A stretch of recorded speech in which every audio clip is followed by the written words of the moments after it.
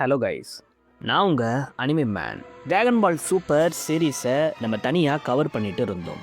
But recent டேஸில் இதை நம்ம அப்படியே கிடப்பில் போட்டுட்டோம். நிறைய பேர் கமெண்ட்ஸில் இந்த ஒரு சீரீஸை கண்டினியூ பண்ண சொல்லியிருந்தீங்க. அதனால் இன்னைக்கு இந்த சீரீஸோடைய அடுத்த எபிசோடை போடலாம்னு வந்திருக்கேன். இந்த எபிசோட் டிராகன் பால் சூப்பர் எபிசோட் 6. இதுக்குள்ளே போகிறதுக்கு முன்னாடி லாஸ்ட் எபிசோடில் என்ன நடந்துச்சுன்னு ஷார்ட்டாக முதல்ல பார்ப்போம். மோரோங்கிற பவர்ஃபுல்லான வில்லன் கேலக்டிக் பேட்ரோல்லேருந்து எஸ்கேப் ஆகிட்டான்.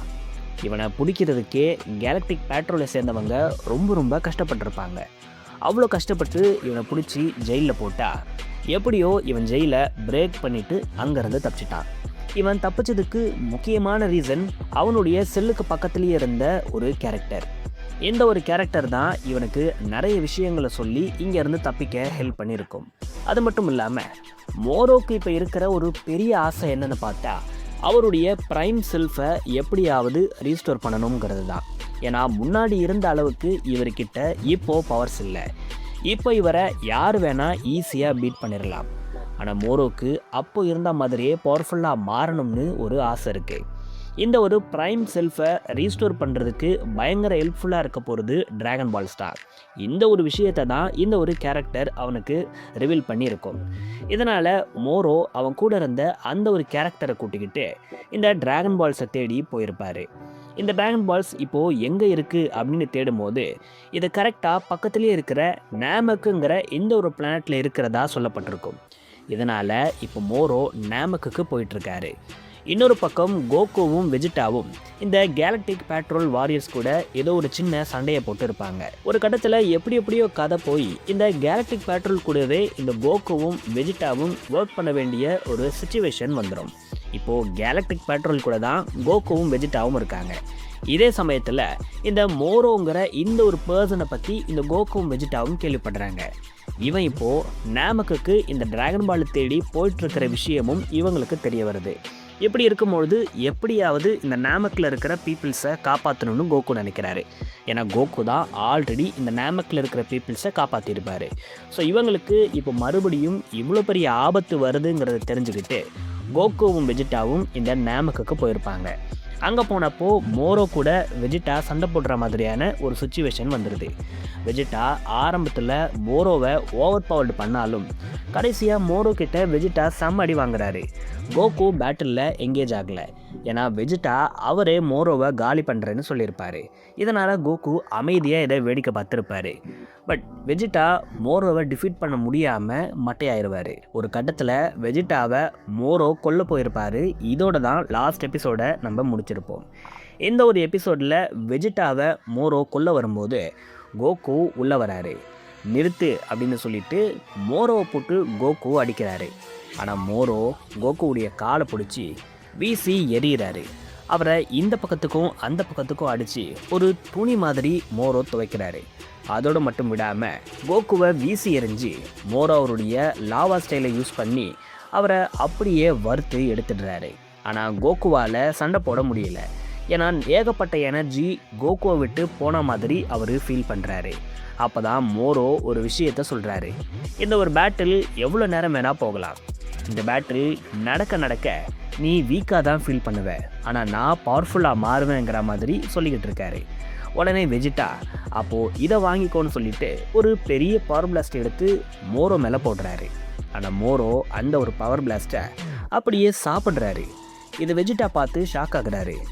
என்னடா இவ்வளோ பவர்ஃபுல்லான அட்டாக்கை நம்ம பண்ணுறோம், அதை இவன் அப்படியே சாப்பிட்றானேங்கிற மாதிரி அவருடைய ரியாக்ஷன் இருக்குது.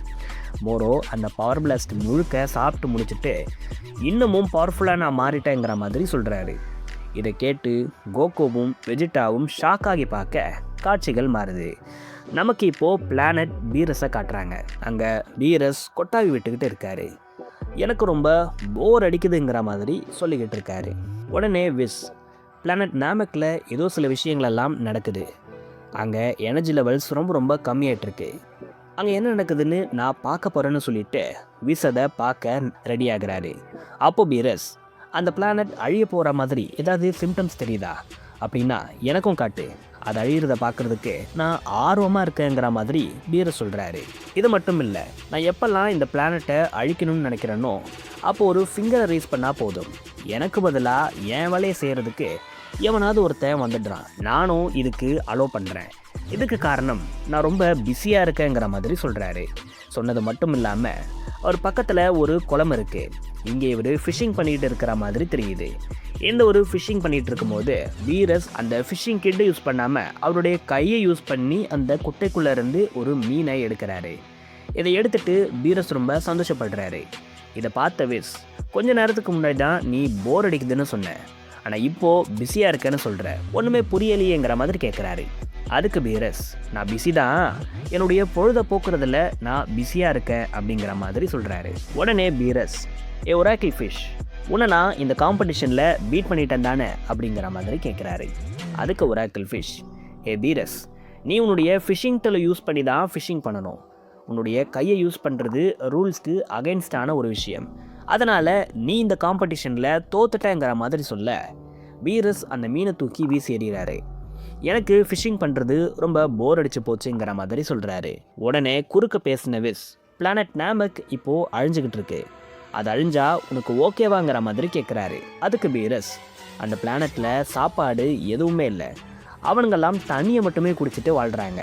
ஸோ இன்ட்ரெஸ்டடாக அங்கே எதுவுமே இல்லாதனால அது அழிஞ்சாலும் எனக்கு பிரச்சனை இல்லைங்கிற மாதிரி சொல்கிறாரு. உடனே விஸ், சரி ஓகே தான் அப்படிங்கிற மாதிரி சொல்கிறாரு. ஆனால் கோகு வெஜிட்டாவுடைய பேட்டில் அவருடைய ஆபில் அவர் பார்த்துக்கிட்டு இருக்காரு. காட்சிகள் மாறுது. நமக்கு கோகு வெஜிட்டாவுடைய பேட்டில் காட்டுறாங்க. கோகுவும் வெஜிட்டாவும் செம அடி வாங்கியிருக்காங்க. அவங்களுக்கு பயங்கரமான காயங்கள் ஏற்பட்டு இருக்கு. இந்த நிலைமையை நல்லா புரிஞ்சுக்கிட்ட கோகு ஒரு விஷயத்த சொல்கிறாரு.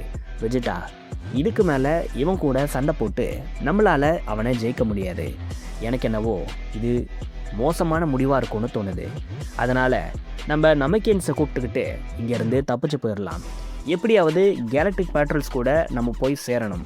அப்படின்னா மட்டும்தான் நம்மளால் உயிர் பிழைக்க முடியுங்கிற மாதிரி சொல்லிட்டு அவருடைய இன்ஸ்டன்ட் டெலிபோர்ட்டேஷன் டெக்னிக்கை யூஸ் பண்ண பார்க்குறாரு. ஆனால் கோகு டெலிபோர்ட் ஆகலை. இதுக்கு காரணம் என்னென்னா, கோகுவுடைய பவர்ஸ் முழுமைக்கும் ட்ரெயின் செய்யப்பட்டிருக்கு. இதனால் இவரால் இப்போ இந்த இன்ஸ்டன்ட் டெலிபோர்ட்டேஷன் டெக்னிக்கை யூஸ் பண்ண முடியாது. இந்த ஒரு ஷாக்கில் கோகும் வெஜிட்டாவும் இருக்க, அதை விட பெரிய ஷாக்கை இப்போ மோரோ கொடுக்குறாரு. ஒரு மிகப்பெரிய பவர் பிளாஸ்ட்டை உருவாக்கி கோகு வெஜிட்டா மேலேயே மோரோ சார்ஜ் பண்ணுறாரு. அதிலிருந்து கோகுவும் வெஜிட்டாவும் தப்பிக்கிறதுக்கு ட்ரை பண்ணுறாங்க. ஆனால் அவங்க அதில் மாட்டிக்கிட்டாங்க.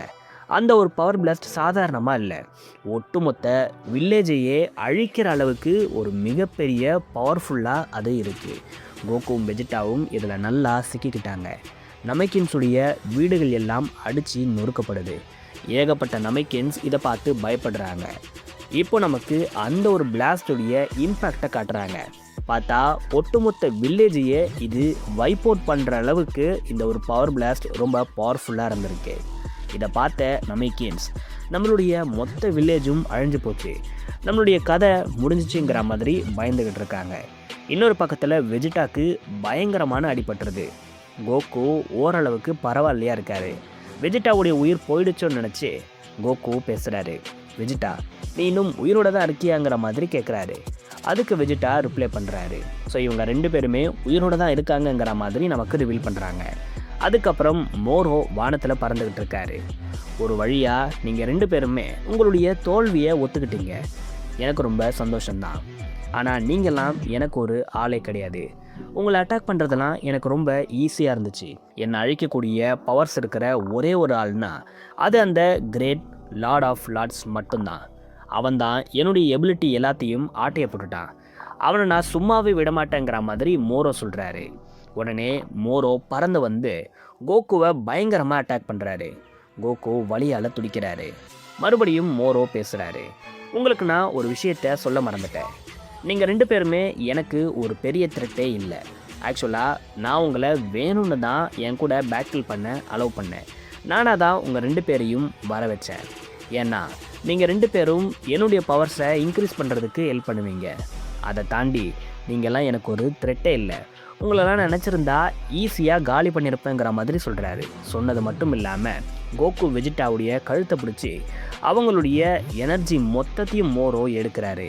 எடுத்து அதை அப்படியே சாப்பிட்டு அவர் இன்னமும் பவர்ஃபுல்லாக மாறுறாரு. ஆனால் கோகு வெஜிடாவுக்கு சுயநினைவே இல்லாமல் 2 பேருமே கிட்டத்தட்ட மட்டையாகிட்டாங்க. ஆல்மோஸ்ட் சாகிற நிலைமைக்கு கோகுவும் வெஜிடாவும் போயிட்டதா சொல்கிறாங்க. அந்த ஒரு எனர்ஜியை அப்சர்வ் பண்ணிக்கிட்ட மோரோ இன்னமும் பவர்ஃபுல்லாக மாறுறாரு. இந்த சாதாரண புள்ளப்பூச்சி மாதிரி இருக்கிற இவனுங்க 2 பேரை அப்சர்வ் பண்ணதுக்கே எனக்கு இவ்வளோ பவர்ஸ் வந்துருச்சா அப்படின்னு சொல்லி மோரோ ஆச்சரியப்படுறாரு. இதோட இந்த ஒரு எபிசோட் முடியுது. கோகுவும் வெஜிடாவும் இப்போது செம்மடி வாங்கியிருக்காங்க. இவங்களை மோரோ கிட்டேருந்து யார் காப்பாற்ற போகிறாங்கிற எல்லாத்தையும் உங்களுக்கு நான் அடுத்த எபிசோடில் சொல்கிறேன்.